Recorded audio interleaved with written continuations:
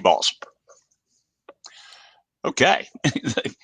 Craig Martelle returning, coming to you live from the subarctic after a short hiatus because of my internet gross misusage in May. My internet bill actually did not hit $3,000. It was only $2,600 May.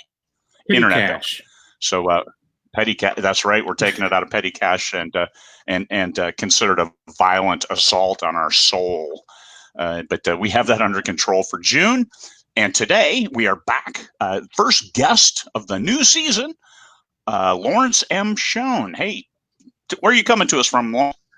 I'm coming to you from just outside Philadelphia, Pennsylvania, where it's a balmy, I think, 68 degrees so far today. Oh, I made sweet, that up. sweet. I'm not sure. It's 47 here and beautiful outside. Lovely.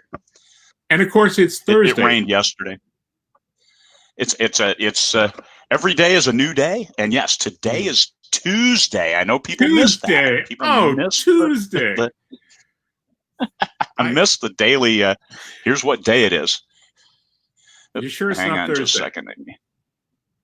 I am sure, and I'm not seeing any comments pop up, so I'm not sure we're broadcasting yet. We should be. It says we are.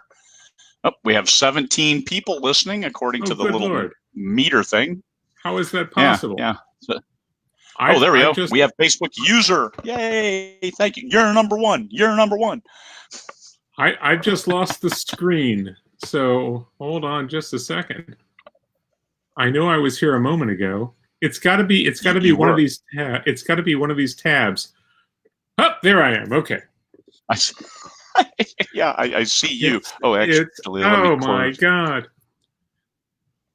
Hi, everybody. That's my Dr. Nick impression.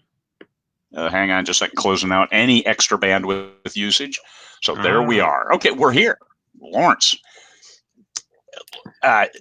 We were talking first. I want to compliment you. You look great. You've lost a lot of weight since last time we met, and I am glad you have not revised the neck beard. Well, now to be fair, that was a Van Dyke. I have had a neck beard for many, many years, for more than a decade. I looked like a very well-fed Amish man.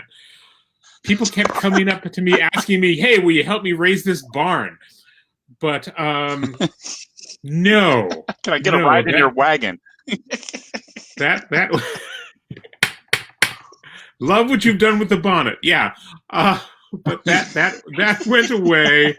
And over the years, I alternated between the Van Dyke and a full beard. Yeah. And I sometimes had to take a stand on Facebook as the last bastion for distinguishing what is a Van Dyke and what is a goatee. And a goatee is just on the chin. There is no mustache, whether or not it connects. You, sir, are working on a Van Dyke. Yeah. It's a pretty poor one, but you're working on it, and that's what's important. You're making the effort. But I'm telling you, you look great. You look great. You have come through a lot of your treatments. My head. Look at that. Yeah. Oh, look at that. Now it's coming in gray, but oh well. That's yes, part of my goat here. Yeah. I was doing a soul patch for about a month, and my wife was very tolerant. And then there was a parade throughout the house, which is pretty much just her and the dog. Like everyone else, we're in lockdown, but they circled several times, so it felt like a parade. There was much celebration when I shaved my lip, and now mostly I'm staying clean shaven because the great discovery after when I was sick, when I was in the hospital, and I had sepsis, which. Hey, that was unexpected and all kinds of. Don't recommend it for anyone. No. And I put on like 40 pounds because they just filled me full of fluids. And then I took that off and I took another 30 with it. And of course, when I shaved, I made this great discovery that I no longer had a second chin, but I did have a waddle. And I'm still weighing. That's called a waddle? That's anybody who watched Ally McBeal knows the waddle. And got to drop in those pop culture references and show my age, right?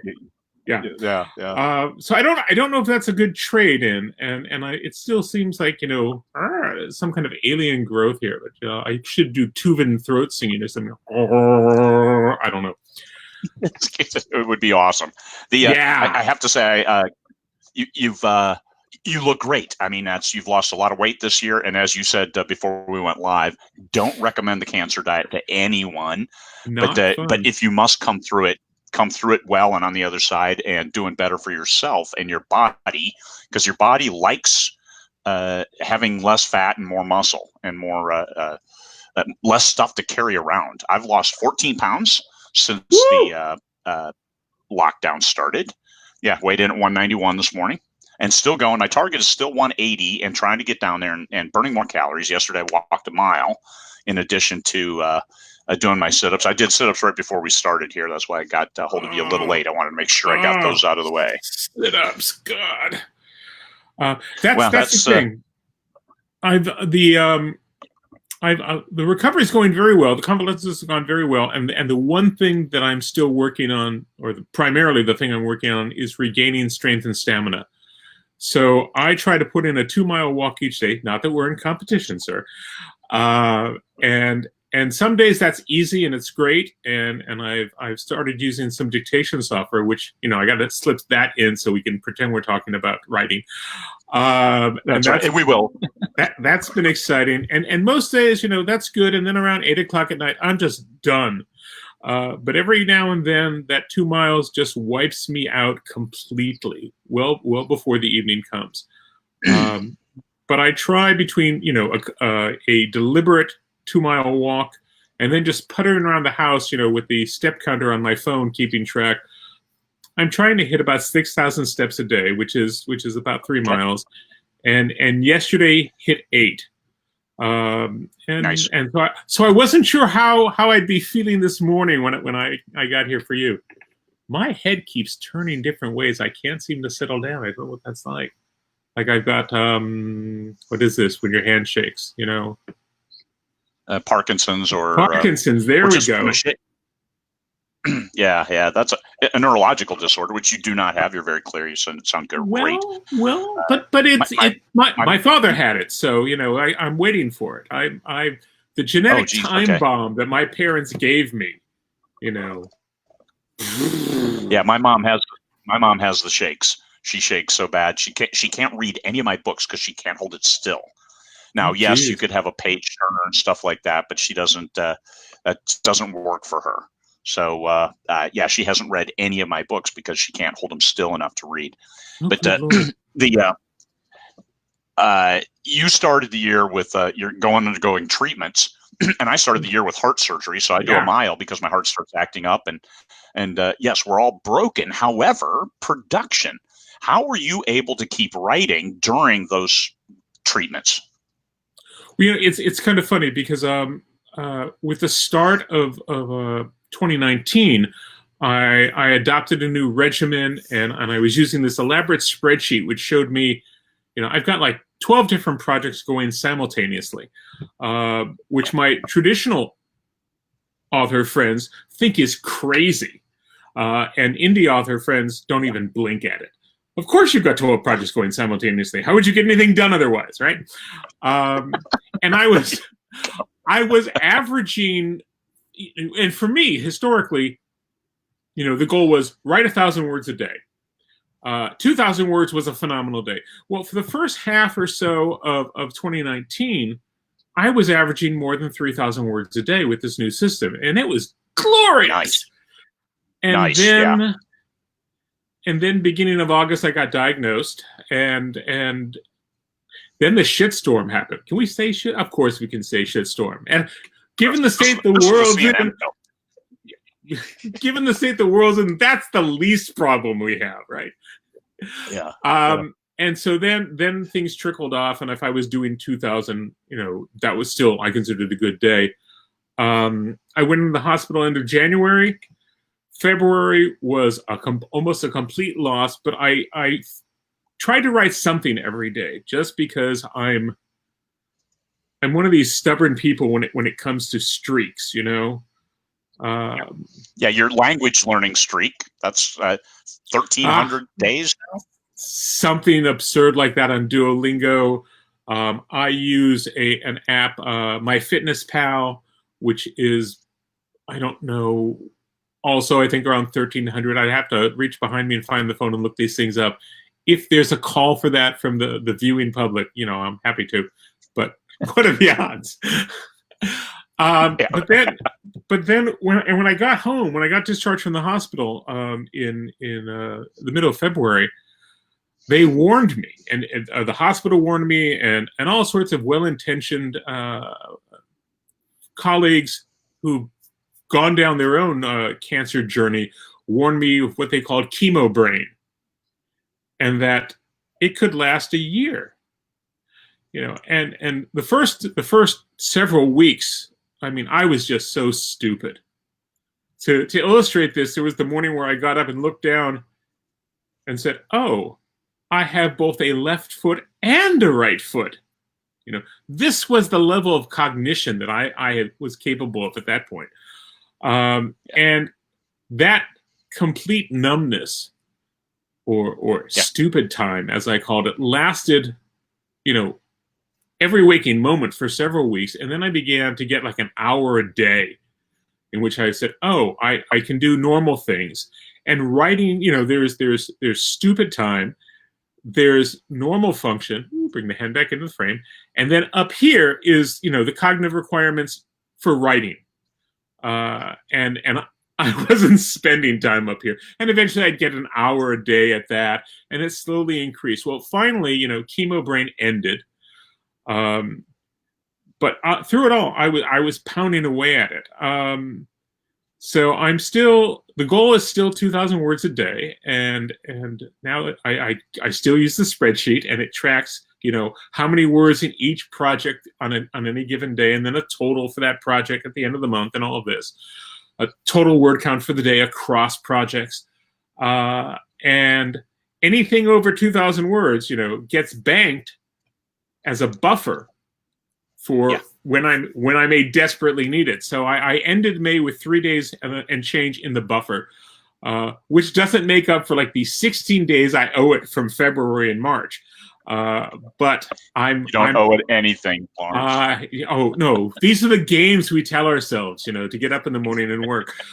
And I cheat, and I know it's cheating, but I say, no, it's not cheating. So I have these arguments with myself, but it's not just new words.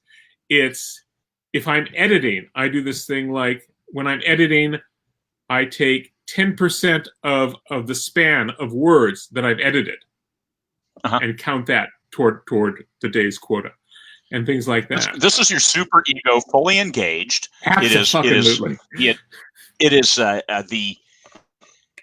Your chemo brain is now pushed completely down, and you have advanced almost to the stage of Buddha-like enlightenment in your approach to counting the words, and I like it. I like it a lot. You're there.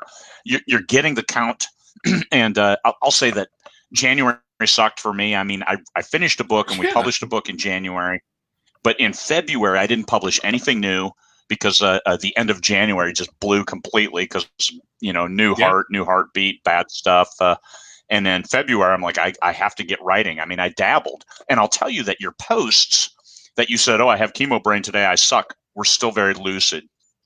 They were Lawrence's subconscious, it took over for you, and it did just fine. Your public persona stayed intact. You didn't do anything weird, no Tourette's. Like I may degenerate into on occasion, especially right before we go live. But those things that you did to keep yourself moving forward, and that word count, and your slavish adherence to this, I need to get these 2,000 words, is a testament to overall professionalism and your acceptance that this is what I do, this is what I am. This helps keep me moving forward. Because if you said, I'm just not going to write anymore, why would you wake up in the morning? And some mornings I don't, but no. Back in April of last year, as part of my Patreon feed, I was writing essays, and April's essay from that year was on some new insight I'd gathered on the nature of diligence. And I've always had tenacity. You know, I grew up being the fat kid, and the one thing I knew was you don't give up. So I'm in you know, junior high PE class, and we're running cross country. Not so much me, mind you, you know, but I start out at the front of the pack and I slowly drop back and I finish, but I don't finish with everybody else, but I won't quit. And I've always had tenacity. What I lacked was discipline. And since hanging out with indie authors, and in particularly former Marine indie authors, where you see this discipline, and I'm trying to understand which came first for them. Did they go into the Marine Corps because they already had discipline, or was becoming a Marine something that gave them discipline? And I get both answers depending on who I ask. But when you can combine discipline, you know, the get up and do it every day, there's no excuse. You don't go to sleep if you haven't put your words in. I don't care if you're sick. I don't care if you're mourning the death of a loved one. I don't care if you're on vacation. Did you put your words in today? I don't care how much you have in the buffer. I know I've done that to you. Yeah, that's. You're like, geez, I feel like I'm going to die today, and I'm like, did you get your words? Yeah. I mean, that's the extent of, and because it's part of what you are, and getting those words gives you that motivation and that excitement that, hey, tomorrow will be a better day. I only got 200 words today or 500, but tomorrow I only have to get 1,500 more as opposed to 2,000 more. Oh no, I still want to make up what I lost. If you know, by the end of the month, certainly. Good. And we play these games with ourselves. You know, it's just constant. But I believe at the end of the day, the only person, and this is, I find, the only healthy way to live. The only person you're in competition with is yourself.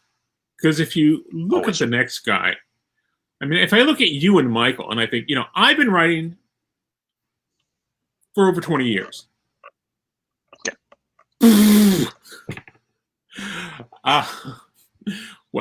Michael wrote more books in 6 months than I did in probably the first 15 or 18 of those 20 years.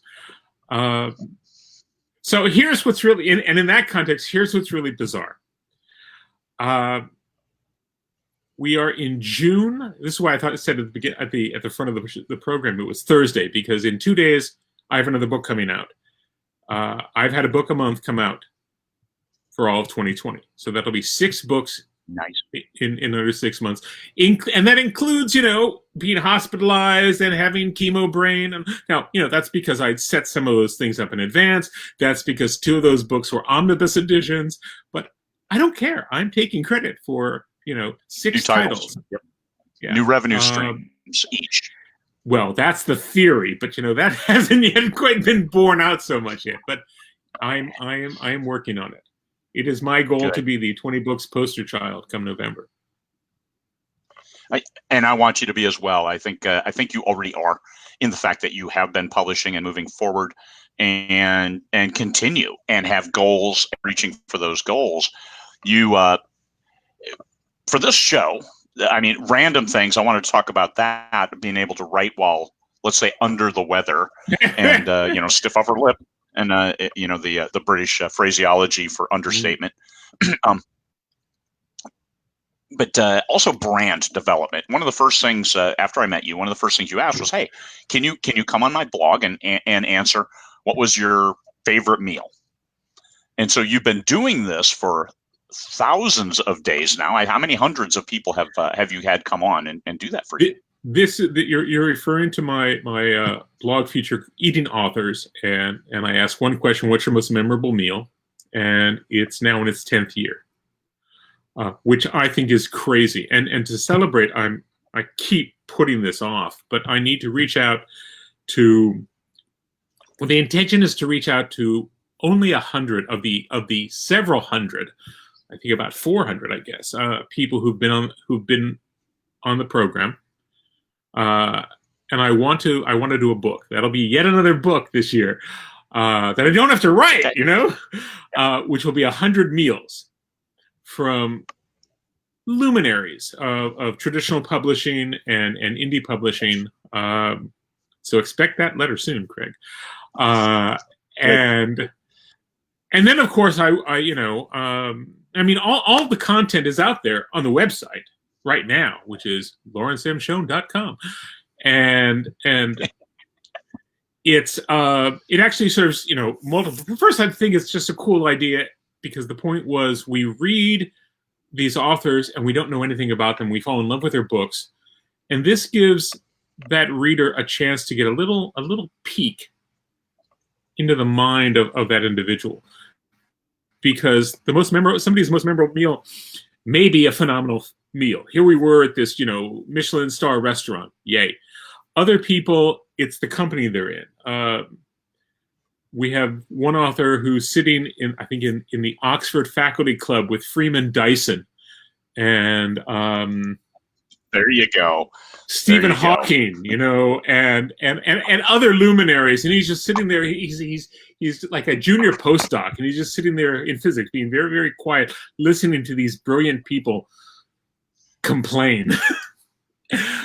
Somebody else, it may be the moment in their life where because I put myself in the series at one point, and my most memorable meal was the person who at the time was going to went on to become my editor at Tor Books, sat down with it, took my wife and I out to dinner in Reno at the WorldCon and said, pitch me.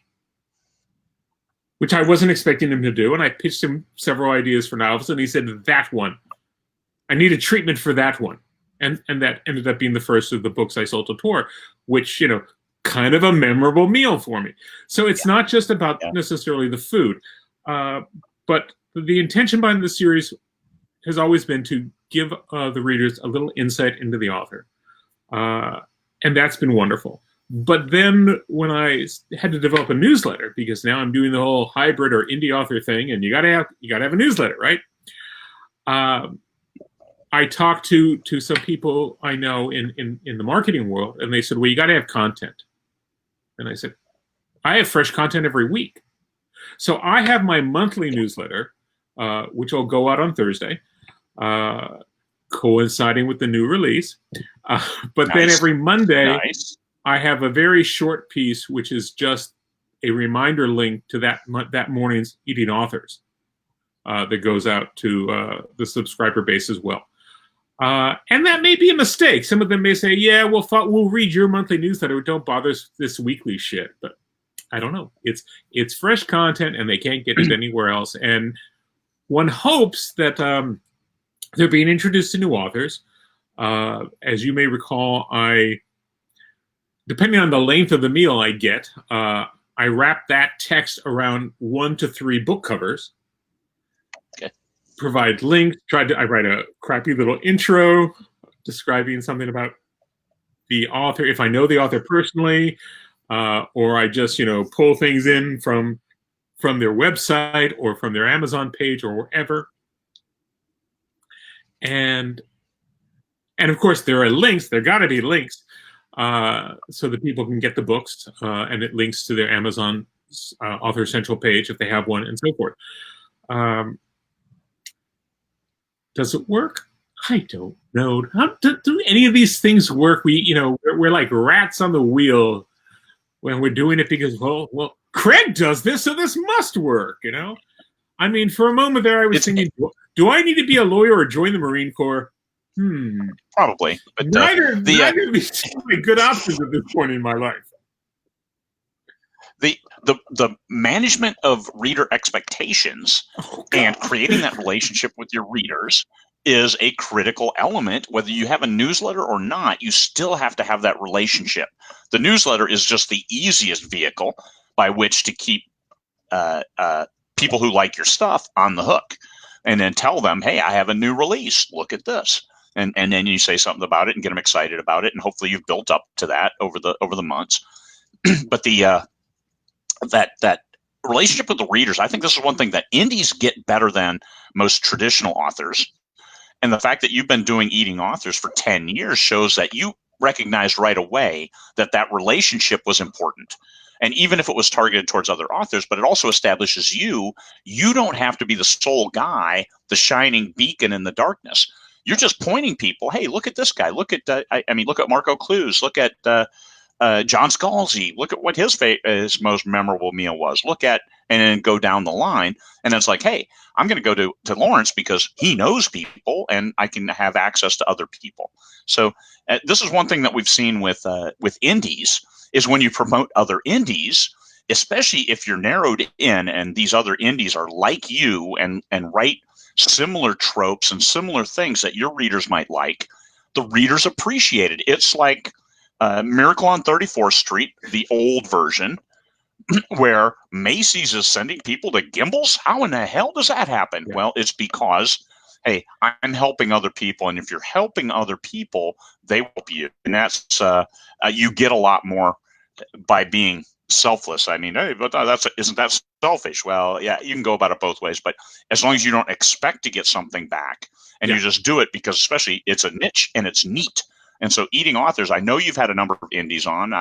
I've put one, and I believe my meal was after a tour in the crap and getting back on the ship or something like that. It was the first meal after having eaten MREs for an extremely extended amount of time, and with people and tired, and the understanding that, hey, we're going home.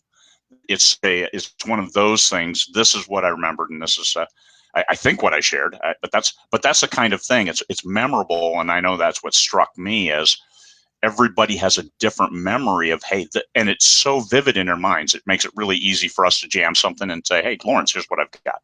Yeah, one of the things I'm proudest of with this series is I bring in people who are well known in the field, but I also go out of my way to bring in people who they've just had their first novel come out, whether it's been indie published or trad published. When I get word of it, somebody will post somebody on my Facebook feed will post on Facebook, I just sold my first book.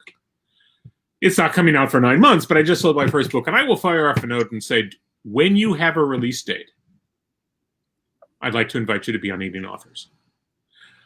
And, to somebody who's been in the business for a decade or more, my little blog feature isn't doing much for their publicity. It's not helping much to sell their book. For somebody who has no footprint out there in social media necessarily, or no footprint as an author, that may be a difference for them. And it's that hand up. It's that paying it forward. It's that rising tide lifts all boats. Same wine, different labels on the bottles. I don't care what you call it. It's what you do. One of the proudest points in my own evolutionary development, and sadly it didn't happen until I was about 50.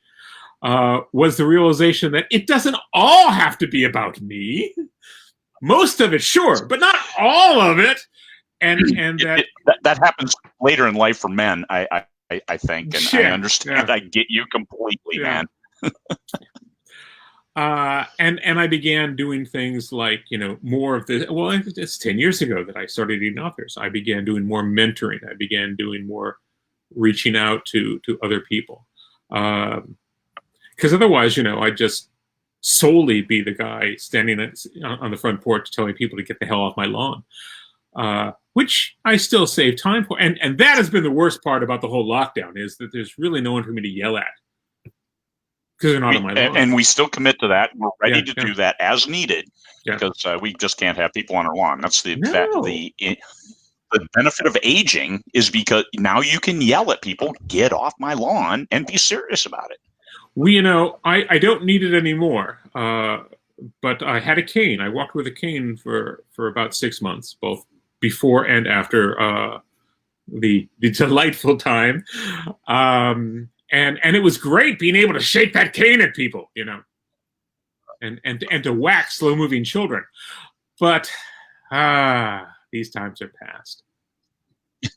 The under the weather time, we'll call it. My God, do we still not have any questions? This is so sad.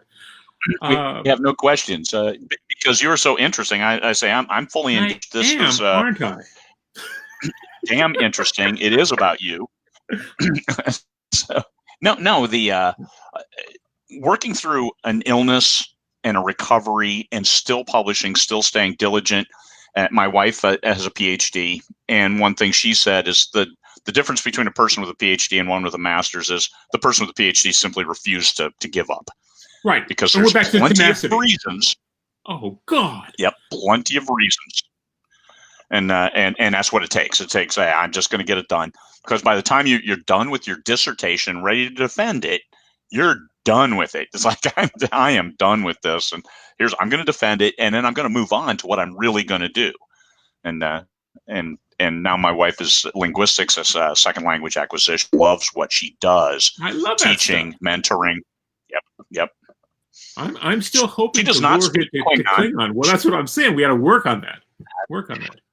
She has 10 languages, 3 that are fairly fluent, and 3 others that are pretty good, and then a few others that hey, she can get by if need be. We were in Israel, and we were in Jerusalem. We had 5 days in Jerusalem. And we're just milling about the hotel, hanging out. I think I went for a walk, and she went down and said, I'm going to go in the sauna. And she went in there, the hot tub, sorry. And there was one other, an elderly man in there, but he only spoke Hebrew.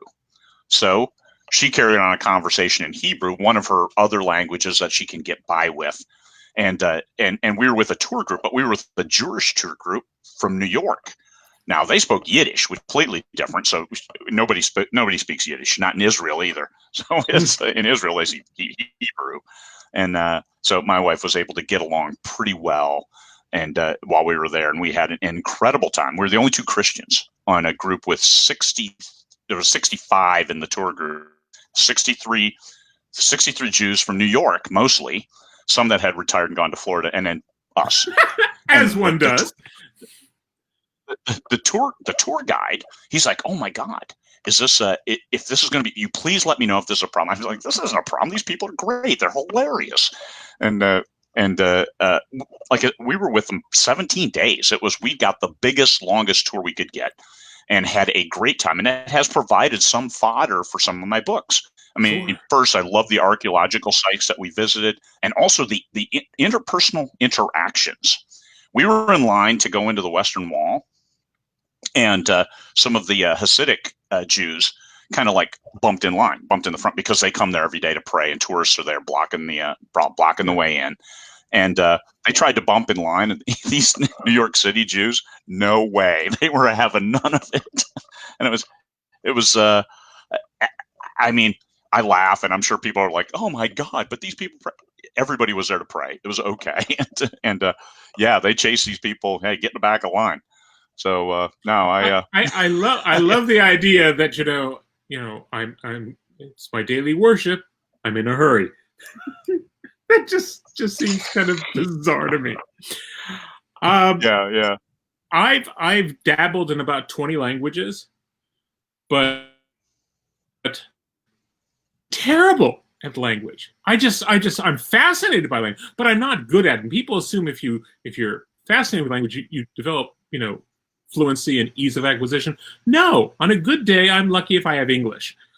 So, I'm the founder and director of the Klingon Language Institute, about 27, 28 years now. I am not fluent in Klingon, and I'm an in-house embarrassment to the truly fluent speakers in the organization. But they can't get rid of me because I started it. It's been my baby. So they tolerate me, and they push me along a little bit. I'm just wondering which native speakers of Klingon are judging you. So well, there's only one. A buddy of mine, Dr. Diarman Spears, back in the day, again more than 20 years ago now, he and his wife Amy had their first child, and Diarmid only spoke to the child in Klingon for the first several years of his life. God. And you can type this into Google, and you find all these ignorant people thinking that he should have been, child services should have come and taken the kid away because, oh my God, he's speaking a non-English language to his child. It should be noted that Diarmid, a made-up language. Diarmid has his doctorate in computational linguistics, so he's not a stupid guy. And the only reason this grand experiment stopped was because young Alec went to I guess preschool and came home and said, "I don't want to do Klingon anymore. None of the other kids know what I'm saying," and so he stopped. I think Alec just graduated college last year or something, so it's been a while, and he doesn't remember much Klingon anymore. But I vividly remember the time when his father sent me an audio file. This is before all the great things on the internet were. I mean, the Klingon Language Institute predates, what's the word I'm looking for? Most of the internet, Facebook or the World Wide Web. We're that old, or the web is that young. But he sent me this audio file, and it's this kid singing a song in Klingon. And I said, "Oh, that's nonsense. He's reading it." It's like, no, he's 3 years old. He can't read. He's actually singing in Klingon. But you put up a question on the screen here from Vicky Smith. I did. Vicky, thank you for logging in so we can see that you're not just a Facebook user. My hubby wants to know how you know when you've got something good that you've written. This kind of presupposes that there might be things I write that aren't good, Vicky. How dare you? But go! I suggest you are human.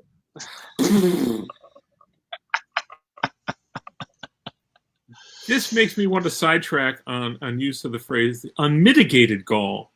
And the sidetrack is, what is mitigated gall? Yes, that's right. That's right. It's the right side of unmitigated, clearly. And is there any unmitigated anything else other than gall? There are these frozen words that bug the crap out of me. And I don't know what they mean in other contexts. And I want to use them in other contexts. And I want to say, well, this is the most unmitigated pizza I've ever had. And see how long it takes people to parse that. Which has nothing to do with your question, Vicky. Don't get taco pizza. Don't get burgled. Oh, burgled I like. In fact, I used burgled 2 days ago in the current work in progress. But and Vicky, I want to know why you're here and yet you're fielding questions for your husband. So this is all very sketchy. So I'll try to answer. We're not going to get anybody daring to ask any more questions after this. But that's right. That's right. How do I know when I've got something that's good? Or that presumably I think is good, which is different, I'm quickly discovering after 20 years. Different from what the readers may think is good. That's right. I know it's good the same way I know something I'm reading by another author is good. I will read it and I will have a genuine emotional reaction to it. There you go. My wife laughs at me because I'm such a romantic and such a sentimentalist, and I will be reading a book, and something will be so wonderful and so heartwarming. I will be brought to tears.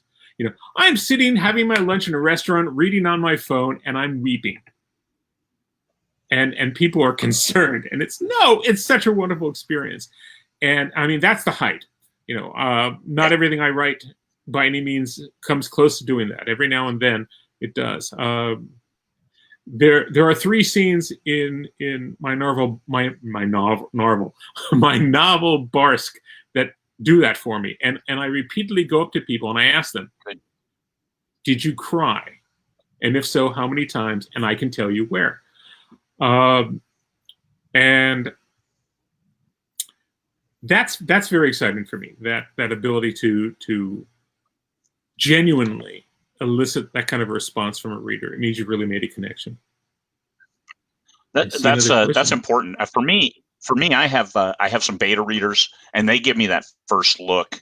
And also, after 4 million published words, I do have a pretty good concept of what the readers like, and I try to write what they like, but also what I like. Yeah. And the last book I finished, 135K words. I wrote it in 34 days. I put in 120K words in May. So May was a monster month. You're a machine. I got this massive book done. Just a monster machine. Which they were tiny things, and if you stepped on them, they were horrible because they were worse than a Lego because they had antennae and weird things. So my son was a big fan of monster machines. But knowing what's good, and then my beta readers can love something and still it not market well. So what's good? I have to say, what sells the best? I have some old stuff that sells great, and I look at it, I'm like, it's not as good as my new stuff. But the emotional engagement is different. Yeah. It may be more raw in the writing and more visceral in the approach, but the readers, they get on board and they stay on board. Now, some of my new stuff, like the book I wrote in May, was back to a lot of the original, and it's the 7th book in the series, the final book of that series and those characters. And my beta readers came back, and I think that's exactly what they gave me. I laughed, I cried. This is a perfect tribute to these characters. So I think when that book publishes this month in a couple weeks, we are going to have a huge winner. So that's what I want to see, and I think readers are the final arbiters. Yeah. So I'm doing something related to that. I'm doing something which may be foolish or daring or suicidal. We'll find out in 2 days and 4 weeks. I'm putting on a collection that includes most recently the story "Crossing the Line" that you published in the Expanded Universe 5, and the Nebula nominee. Excellent story. I like it. Well, and thank you for publishing it. I think it was the best thing I read of yours. I really like the engagement. I have Barsk. I have Barsk 2, and I think the story "Crossing the Line" was the best example of Lawrence M. Schoen. Oh, well, I'm going to disagree, but thank you. It also has, and the title of the anthology comes from this. My last Nebula nominated story, "The Rule of Three," which I wrote based on my experiences in China a couple years ago. But it also has stories from as long ago as 1999. And the quality of that writing, and you and I have discussed what quality is, and it's a completely different argument among indie authors than it is among trad authors. Yes. Because you talk about quality to indie authors, and they say, quality? You mean how well does it sell? But you might not like to read these stories. They're not as well done. They're not as subtle. They're not as nuanced. And they may not be as enjoyable an experience for the reader. I include them because I think to really understand a writer, you want to see their evolution. You want to see where they come from and how they advanced. And one of the things you get by looking at such a long expanse of a writer's work, you get to see tropes that are unique to that individual. Wow, about 20, 30 years ago, I was starting a new gig as a professor in Illinois, and I got there in the summer because I wanted to have air conditioning, and the place I was leaving didn't. And I had nothing to do over the summer, and Roger Zelazny, who had not yet died, Roger Zelazny came to me in a dream and said, write an index of all of my fiction. I said, Roger, you're crazy. That's too much. He says, okay, just do the short fiction. And I spent that summer researching and reading and acquiring every short story, everything less than novel length that he'd ever done, including things from his high school yearbook that I was able to get my hands on. And there are tropes and themes that emerge that you wouldn't catch otherwise. It was just a fascinating exercise. I never did anything with this, but it seemed like a good idea at the time. I like Look, it. I like a it. question. We have a question. We have a question from Hal. What's the biggest single investment besides writing good books? I'll assume. Yeah, thanks. An author can make towards establishing a brand as an author. I would say find your voice, which is kind of a nonsense answer, because your voice is you. You know, you don't have to find it. It's like those ruby slippers. They were there all along. Become aware of your voice and stay true to it. Craig, you alluded to that a little bit ago. You know, you want to write to please the readers, but you want to write to please yourself, and I think that has to be first and foremost. I'm not one of those authors who say, "Wow, look how well things are selling in this subgenre. I should go write that." Because, you know, if that were the case, I'd be writing romance, you know, and that's not happening. No, because you write what you read. I mean, it's also important that if you're going to do your research, I'm not going to write romance because I'm not going to read romance. I'm not going to read some of these other horror, utterly despised horror. So I'm not going to read it, and I'm not going to write it. And to write it well, I think you need to be well read in that genre to understand what are the consistent themes that a reader might look for. And if you're already reading that because you like it, then you can hit those right on the head. Unique, the same, but uniquely different. And this is what you're going for as an author, to target an audience. And part of that uniqueness is going to be your voice. One of the things that galls me is when so-called literary authors, you know, deign to write science fiction. And that would be mitigated gall. There you go. There you go. You've been taking notes. That's great. Way to bring it back around. That's the essence of comedy is the follow through.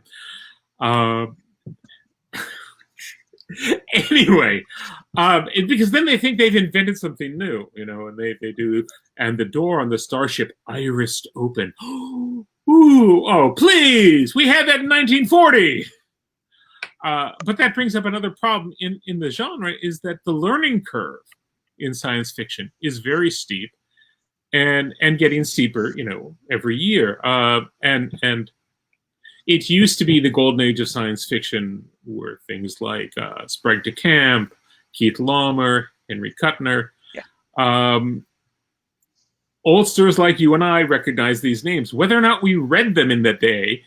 Now people think, you know, and then it became Asimov and Bradbury and Heinlein, which were the names I grew up with. Now, people don't even know those names, you know. And who is Clifford D. Simak? I mean, people don't know that. It was a pioneer. Yeah. And now it's like, you know, I'm grateful if they say, oh, Octavia Butler, Ursula Le Guin. But no, I'm reminded, my friend, the brilliant cartoonist Howard Taylor writes Schlock Mercenary every day, puts out this webcomic. And the only non-novelist or author of novellas to appear on Eating Authors. That's how good he is. He once said, if I pee farther than others, it's because I've stood on the shoulders of giants. Yeah. That's a way to, yeah. It's a guy thing. Women who are watching, I apologize. Look, a question from an anonymous Facebook user who dare not show his or her or their face. Did you ever... Before we go too far down that bad rabbit hole. I wasn't going to point that out, but yes. Did you ever create a character? Oh my God. Now the editor in me comes in, you know. Did you ever create a character that you can't stand as a person? You mean like somebody who corrects my posts, but you feel is important for the story? And I don't mean necessarily the bad guy of the story. No. Which is not to say I haven't created a despicable character that I despised, but I did so because it serves the need of the story. And I wanted that character, and I needed that character. And let's be honest. Mean, disgusting characters, they're the most fun to write. They may not be the most fun to read. I have a short story called Golem Summer, which it's a story about a young boy. It's one of the stories I wrote unconsciously mourning the passing of my dog of 18 years. And the story opens with a bully who has a sack, like a what do you call that kind of, like a potato sack kind of thing, a big sack. Yeah. And there's a puppy in it. And he whirls that sack around and slams it into the ground. It's horrific. I brought this story. This is one of the stories I brought to Jim Gunn's writing workshop many, many years ago. And unfortunately, it was the first story the group read. And at that point, I was dead to all the other writers in the group because I killed a puppy in the opening page. You know, yeah. It was horrific, horrific. And it's just not done. And it was done very deliberately. Because I wanted, if you didn't throw the story away at that moment, we had built up such an emotional charge that I then redeemed by the end of the story. And I'm an old-fashioned writer in that sense. I like when I get to the end of the story, good has triumphed over evil, the villain has been vanquished or redeemed, all the plot threads have been tied up in a neat bow, and we all live happily ever after. Which is why I almost never write horror, because I don't get it. I don't know why anybody'd want to read it. I don't like horror films. I look at somebody like Stephen King, and I admire what he does and how well he does it, but I don't want to experience it. Yeah. I read a short story of his called The Cat from Hell. It was so brilliant. I had nightmares for weeks. This is not my idea of recreational reading. So, yeah, no. So to answer the faceless Facebook user, no, these things are deliberate. The only time I've created a character that I couldn't stand is if they're boring. And I say, why? Why is this character here? This character contributes nothing. They're not interesting. None of the other characters are even... I've written a nebbish, to go back to referencing Yiddish. A nebbish can be defined in many ways. If a nebbish steps on your shoe, your foot feels lighter. That's the impact they make on the world. Don't write those characters. What else do we have, Craig? Every character in a story needs to serve a purpose. I generally don't even put names of characters that don't serve a long-term purpose. And I may realize later, this character, I do need to give him a name, so I'll give him a name, even though I called him the man for, chapters and chapters. Yeah. So every character serves a purpose, and somebody's like, oh, you couldn't have that character there. That doesn't make sense. I'm like, but if that character does this, then that creates all these other conditions through the story. So This is... Every character serves a purpose. Every action and element within your story should move the plot forward, or all towards that achievement. And good pulp writers like Lawrence and me always try to end happy, because that's the feeling you want to generate. Those are them fighting words. Well, I've over the years been in position to critique a lot of new writers. And one of the things that I think is just unconscionable in that opening chapter, you introduce me to 10 named characters. And even if it's a novel, that's too many characters to give names to in the first chapter, because I'm trying to figure out what's important. Who do I need to attend to? Whose story is this going to be? And if you've given me the name of the waiter who brought, my sandwich to me in the restaurant, and I'm never going to see again, just call him the waiter. Yes. And that is a critical point. Oh my God. I think a lot of people miss that. And they do it in their blurbs too. You see like 5 or 6 names in a blurb. It's like, you're already losing me because I don't know any of these people. But I also, almost to show the other side of that, I do believe that in any story, you should be able to tell the story, or a story, from the point of view of any of the characters in the scene. And which one you've chosen, presumably, is because that person has the most interesting story. John Scalzi, somewhat famously, went and took one of the books in his Old Man's War story. Old Man's War. You know the one I'm talking about. OMW. Let's just go with initials. And he told the same story, same novel, from the point of view of another character, which is like getting a free half book, I think. But no, it's not. I'm sure it wasn't easy, but it proves the point because we've seen the entire story played out from the other side. I mean, this is what is it? Rashomon, Kurosawa. You see the same story from the different perspectives of the different people involved. And I'm not saying write that story, but tell it to yourself because it will inform the story that you do write. Yep. And that was the movie Dunkirk was done that way. And that was one thing that threw me for a loop because the times were different. They're in the light and then they're in the dark and they're back to the light, but it was from 3 or 4 different characters, the perspectives moving forward. So we have a question from Shogo, Hajimamashite. Welcome and ask away. Smallest amount of time to write a book, start to finish, and the longest amount of time. Lawrence? I'm going to do longest first because that's easy. Barsk ended up being somewhere between 25 and 30 years. My first big press book, not my first novel, though Tor Books advertised it as my first novel. Okay. But my first, traditionally published book, not a small press book. Shortest time, no. Probably quite recently, a couple months. One of the Adrenaline Rush books that Brian Thorne and I, in the first 3 months of this year, put out 3 books in a series, and that's a different kind of approach. In fact, it's what drew me.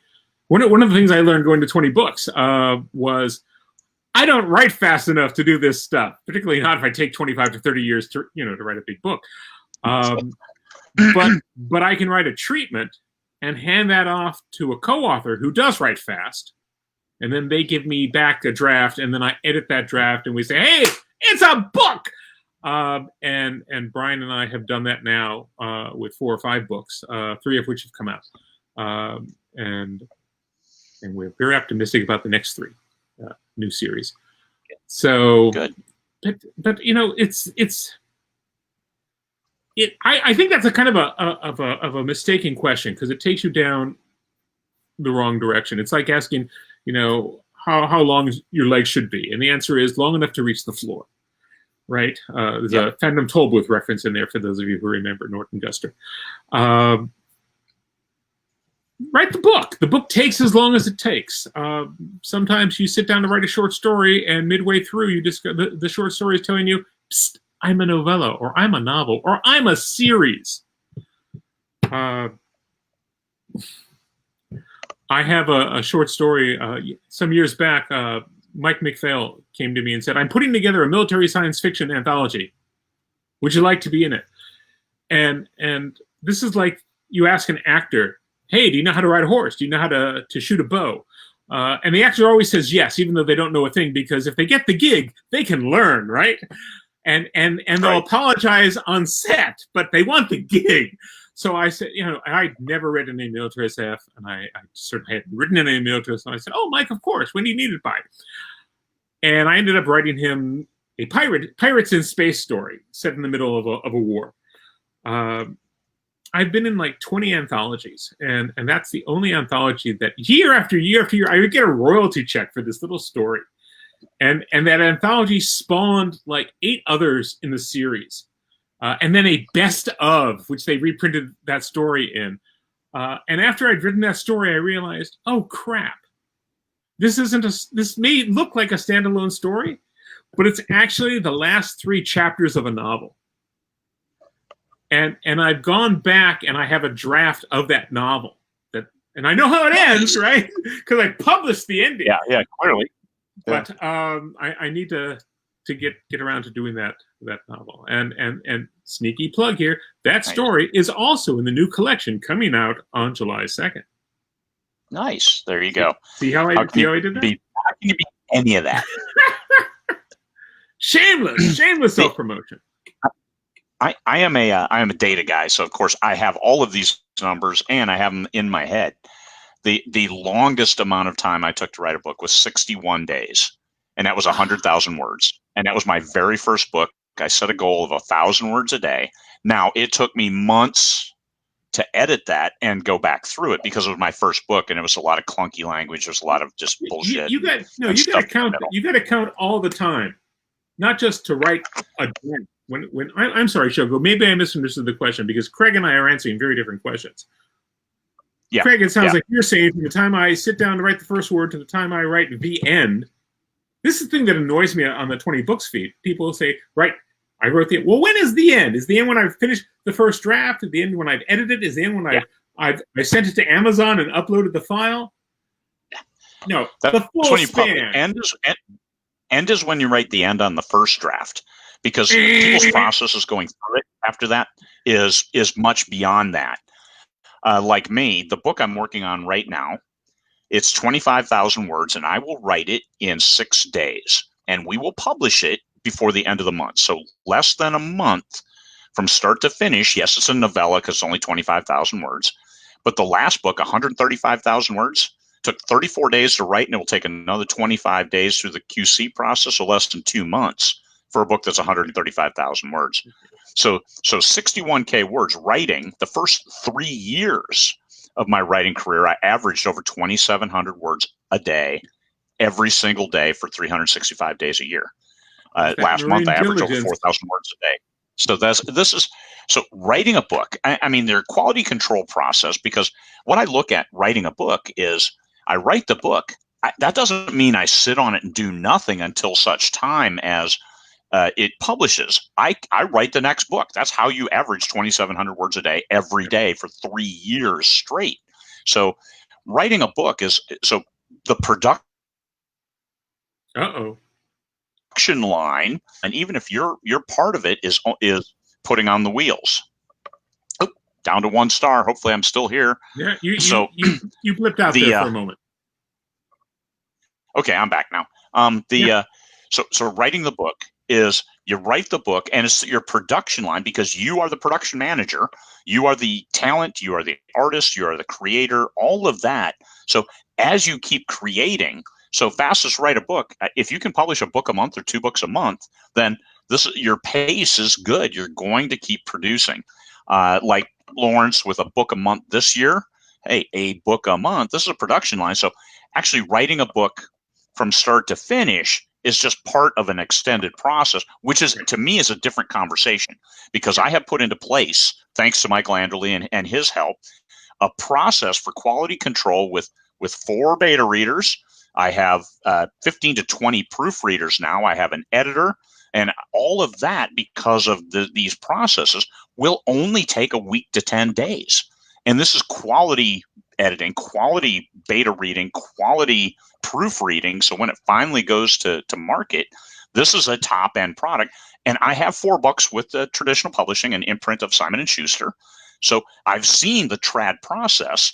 And part of that is, hey, my book's done. I gave it. Here was my misunderstanding of life. I turned in a book to the editor on my trad pub. I turned it in 6 weeks early. And I'm like, cool, we'll be able to get it marketed sooner. And they're like, what are you talking about? You're on the schedule to get edited way down here. It was like a month after, because they assume you're going to be late and miss your deadline. So they edited it promptly 2.5 months after I turned it in. Yeah. So Indy, I get it edited 2.5 days after I get it finished. Enough time for my beta, unless my beta readers find something in it and I have to rewrite. So then it goes to the editor with the rewrites already in place. I think this is one of the injustices that has been created by traditional publishing, by the model of what an author should be, that promotes a book at most 2 a year, and the notion that we are struggling in some writer's garret in Paris, living on bread crusts and cheap wine, and suffering for our art. And you can do that, certainly. Yeah, there is a noble tradition of that, but it is not. It is neither necessary nor required. No, and that's right. I think, and it's important to get that word out, because that's the flip side that says if you are writing more than those 2 books a year, if you are, God forbid, writing 3, you're obviously a hack, and that hack is a bad thing. Yeah. And then you look at some of the people who've given us phenomenal books who were writing at a rapid rate, and there are still plenty of these people around now who are writing at a rapid rate, producing phenomenal books. And they're doing it sometimes for the simple expediency of, I need to pay the mortgage. The kids want to go to college. I like to have a steak once a year, something like this. I like to eat. I like to eat, yeah. Not that either of us know anything about that. But, suffering for your art does not make you a better artist. It just may show that you are a gullible artist or a stupid artist. Learn from your mistakes, and it's, what was it? Sophie Tucker once said, "I've been rich, I've been poor. Rich is better." I wouldn't know personally, but I'd like to. I know what poor is. Poor sucks. Yeah. Okay, yeah. but I also know there are much better ways to make a better living than writing, particularly at the outset of your career. Now people like yourself and Michael and others who are in the Jonathan Brazy, just individuals I know in the indie community who are doing well and making 6 and 7 figures a year, this doesn't apply to them. The vast majority of the people who show up at the 20 Books Conference would make a better living digging ditches because it pays better. Yeah, some of the people that have published, yeah. And I mean, I say this as someone who began his adult career, his work life in academia, and Craig, you know this through your wife, I'm sure. You don't go in academia thinking I'm going to be rich. That's right. Unless you're in engineering or something like, or biochemistry. Otherwise, no, you're in it for the life of the mind. You're in it because you have a passion for your field of study, and it is extraordinary. It is an intrinsic reward that the world cannot touch, with the exception of an asshole dean who overloads your course load and won't give you any lab space. And you know who I'm talking about, Dean. Those guys. Yeah. But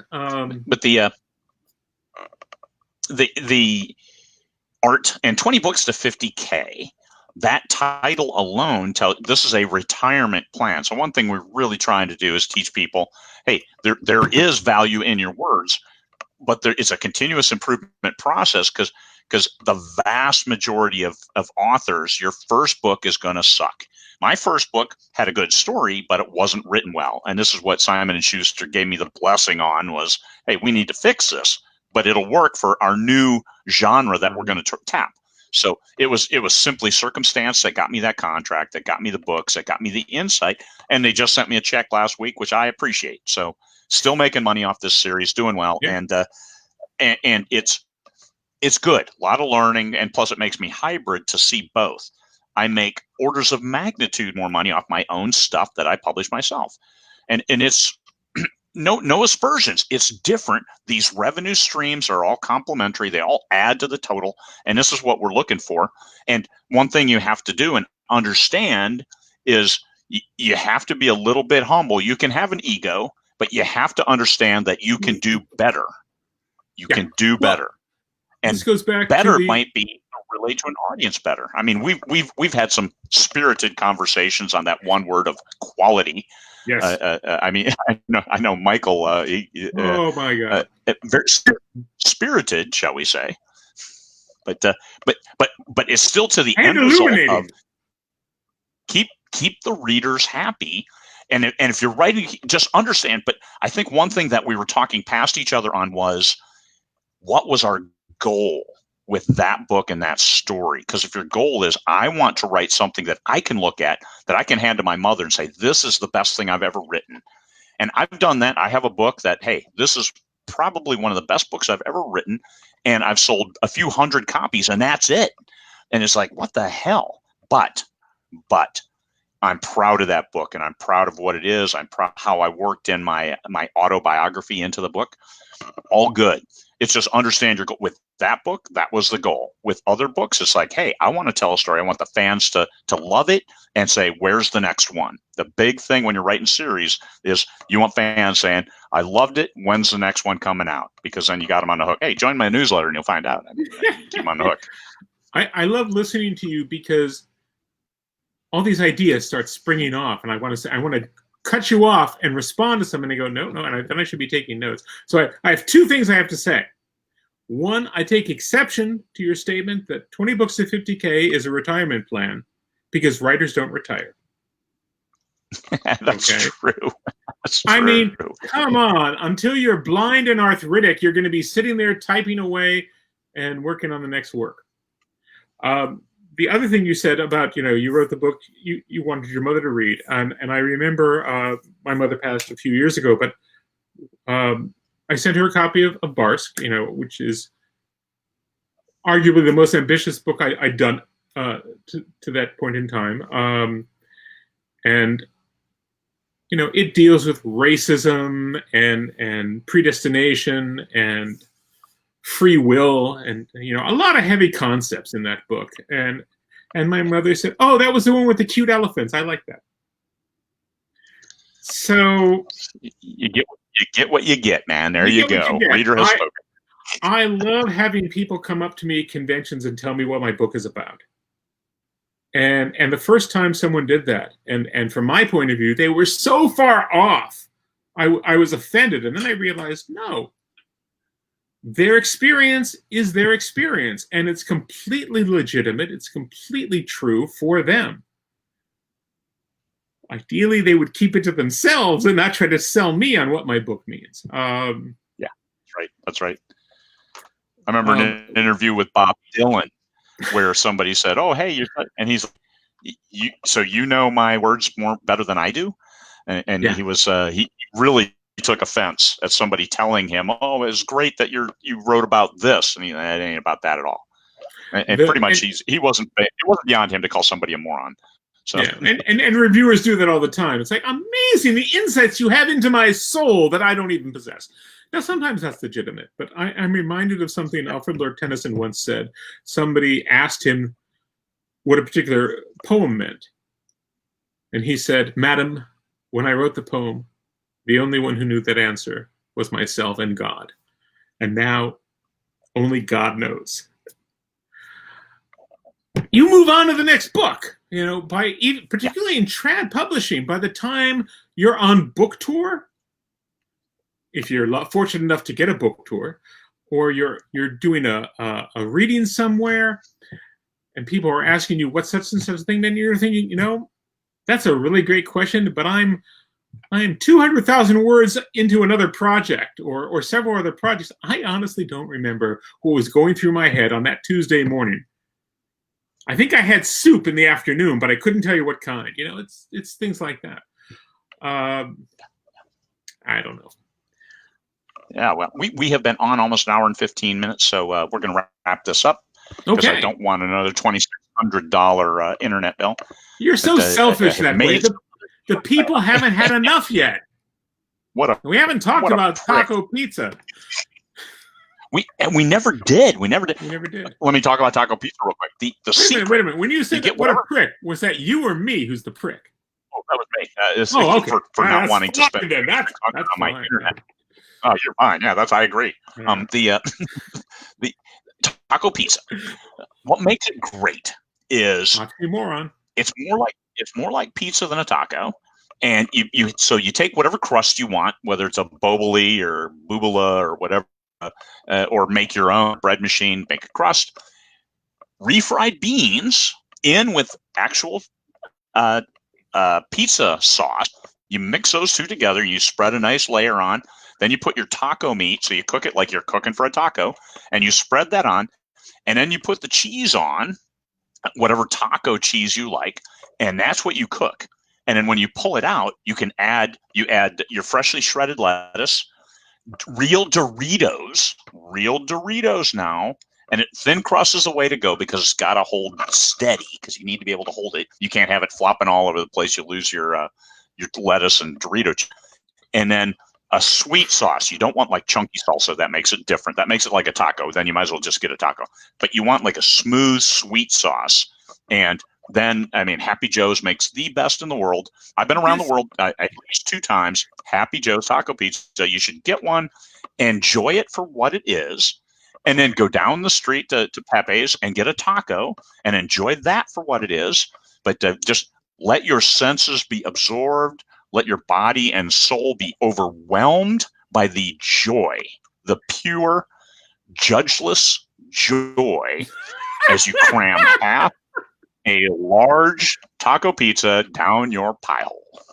All right. What really, wait. What really bothers me there is you pointing out that you need the crust. You said a thin crust so that it's solid enough, and yet, at a minimum, I think you should if you're going to insist on having taco pizza, you need to fold that slice like a taco. No, because it should be about an inch tall when you're done. It's almost like a Chicago pizza pie. This is an abomination. This is like it is not a taco. This is like stop thinking of it as a taco. Stop putting the word taco in the name. This is like the people, I have no problem with vegetarians. You don't want to eat meat? Don't eat meat. More for me. But to take something like tofu and shape it into a turkey and call it a tofurkey so you can have turkey on Thanksgiving, embrace your vegetarianism or your veganism and don't play these games. You want to eat taco fixings on another thing, fine. Don't call it a pizza.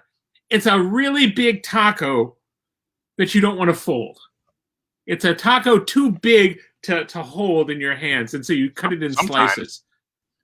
There are people who would call it a tostada, but we're not going to do that, and we're going to call it taco pizza.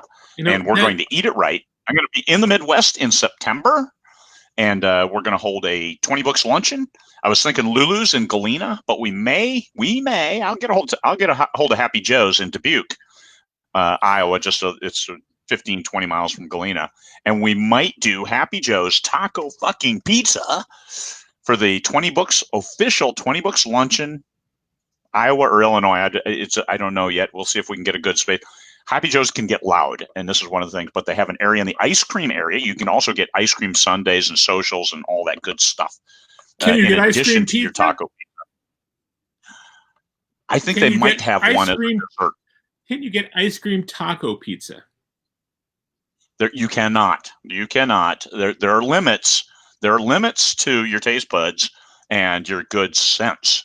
So with that, I don't have another guest lined up this week. I'll find one. We'll probably do Thursday for another show, and then Michael and I will return on Saturday. All right, everybody. Thank you very much.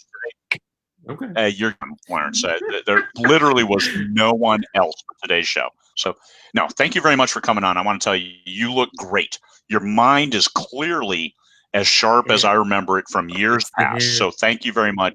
Congratulations on getting through your chemo brain and getting back on top of your game. I think everybody saw that if you sit with Lawrence, like you go to a convention, a conference, a show, and you go get Lawrence in a sidebar somewhere, you could be there for hours, fully engaged, and have a great time, and talk about a lot of different stuff. And this is the great thing about doing shows in person. I would have never met Lawrence had I not gone to Pittsburgh. Now, arguably, I married into Pittsburgh, so we went home and we stayed at home, and it was okay. I mean, so it was okay. It was very conveniently located. And yet you didn't invite me over. I know. I didn't invite anybody over. Not John Scalzi, not anybody. I'm just such a wiener that way. So and in person, there's so many benefits. I mean, 20 books, 50K. Most indie authors, you work from home, you stay at home, you don't ever have any interaction with other human beings who are authors. But then if you can get to a show, this is where you grow as an individual and as an author and as a person, and you can have spirited conversations about taco pizza where nobody walks away angry, despite Lawrence's abject abomination of fold the taco pizza. What the fuck is that? Jesus. I think Steve Curry said it best. Unmitigated abomination. Peace, fellow humans. We'll see you later. Thank you. Stop stream.